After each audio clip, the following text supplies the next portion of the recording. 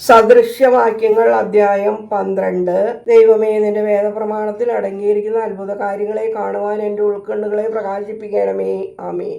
സുഹൃതമുള്ള സ്ത്രീ അവളുടെ ഭർത്താവിന് ഒരു കിരീടമാകുന്നു, എന്നാൽ ലജ്ജ വരുത്തുന്നവളോ തടിയിൽ ചീതൽ പോലെ അവൻ്റെ അസ്ഥികളെ ഉണക്കിക്കളയുന്നവളത്രേ.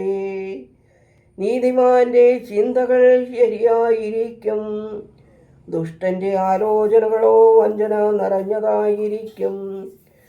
ദുഷ്ടന്റെ വാക്കുകൾ രക്തത്തിനായി പതിയിരിക്കുന്നവയാകുന്നു, നേരുള്ളവരുടെ വാക്കുകൾ അവരെ രക്ഷിച്ചെടുക്കും.